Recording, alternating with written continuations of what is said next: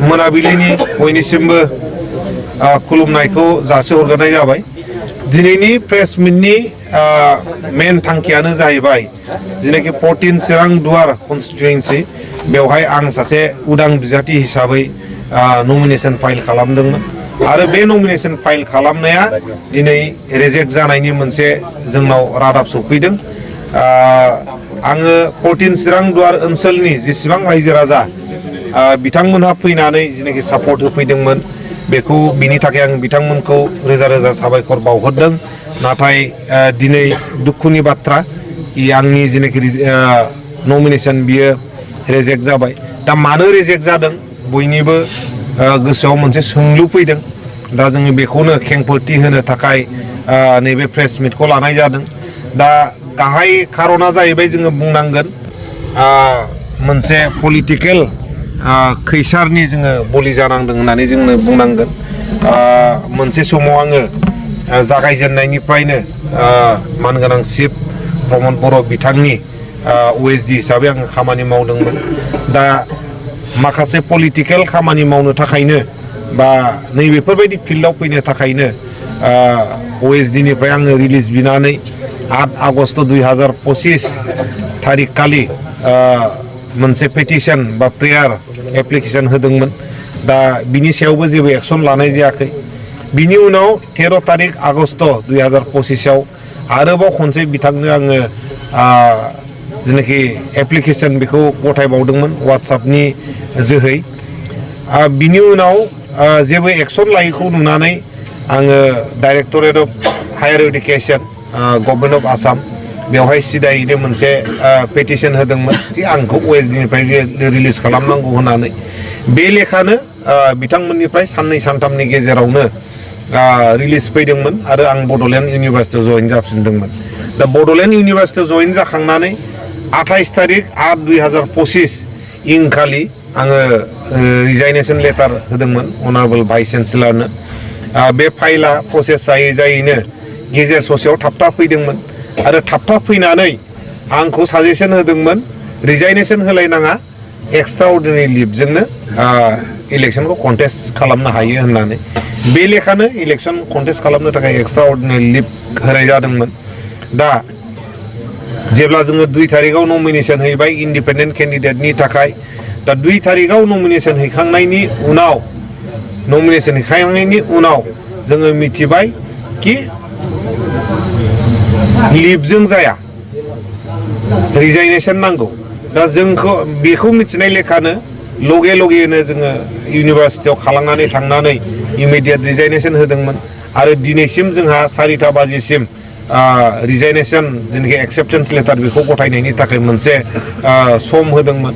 नाथाय इउनिभार्सिटि अथरिटिया बे जेनाखि बे रिजाइनेशनखौ एक्सेप्ट खालामनायाव जेनाखि रिलिज लेटारखौ इसु खालामनायाव खोब स्ल' भाबै खामानिखौ मावदोंमोन। जायनि थाखाय आङो जेनाखि मोनसे हादोरनि जोंनि डेम'क्रेटिक कान्ट्रि बिनि इलेक्शनखौ जोङो फेस्टिभेल अफ डेम'क्रेसि होनना बुंनाय जायो बेवहाय पार्टिसिपेट खालामनो मोननाय जायाखिसै। खोब दुखुनि बाथ्रा। बेवहाय गासैबो फर्मेलिटिसखौ आङो मावजोबदोंमोन। 3 मान्थ्सनि एडभान्स सेलारि 9,46,724 आङो बेखौबो इउनिभार्सिटि जेनेरेल फान्डआवनो सोनानै होनाय जादोंमोन। जे फाइलखौ 3 घन्टायाव एप्रुभ खालामनानै रिलिज खालामजोबनो हायो बे फाइलखौ साननै सानथाम दोनथुमनानै दोननाय जादोंमोन। जेबो एक्शन लायाखै।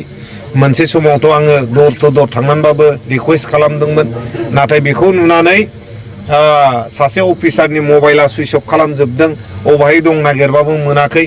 दा बेफोरखौ जे नायोबा जोङो हमनो हायो पलिटिकेल षड़यन्त्र। जाहाथे आङो साख्रिनिफ्राय ओंखाराबालानो थायो, साख्रियावनो थायोबा जाहाथे आङो इलेक्शन कन्टेस्ट खालामनो हाया। दा बेफोरनि थाखायनो आंखौ बेबायदि नारसिननानै दोनदों होननानै जोङो बुंनांगोन। आरो बियो जोंनि 14 चिरां दुवार ओनसोलनि गासैबो रायजो राजा बिथांमोननि थाखाय मोनसे इनसाल्ट होननानै जोङो बुंनांगोन। जोङो नुयो साख्रि लानायाव बिराद गोब्राब, मोननो थाखाय गोब्राब, नाथाय दिनै साख्रि नागारनायाव जे इमान गोब्राब आङो बेखौ बुजियाखैमोन।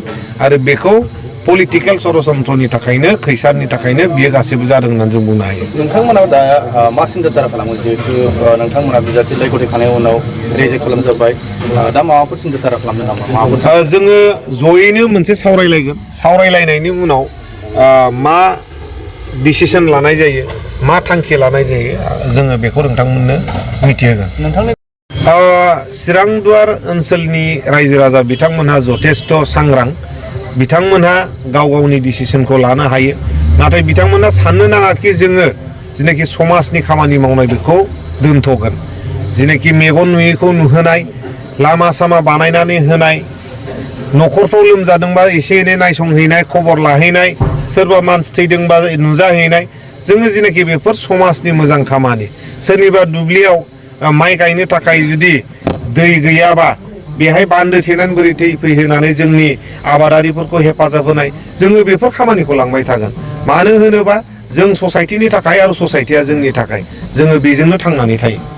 खुब खाथियाव मोनसे बिटिसि बिसायख'थि जेराव बेयाव नोंथांनि नमिनेसन जितु बेयो केन्सेल जाबाय बेयाव BPF आरो UPPL बेनि गेजेराव बबे मोनसे नोंथाङा आगान सुरनो सानो?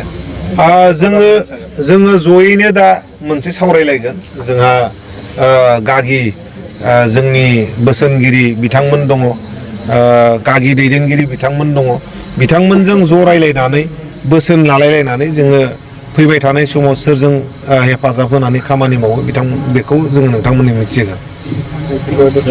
नमिनेसन होनाय बे नमिनेसन होनायाव 7,500 बिथांमोनहा रायजो राजा बिथांमोनहा जोंखौ मदद होफैदोंमोन दा बे धौखौ नुनानै बिथांमोननि गेजेराव गिखांनाय फैदों जोङो जेनगोन नामा नङाबा इन्डिपेन्डेन्टआसो देरहालांसिगोन नामा बे मोनसे कुइसन फैदोंमोन दा बिनि थाखायनो संखिखांदों आरो बिथांमोना पावाराव थानानै नैबे खामानिखौ मावदों होननानै जों सानदों।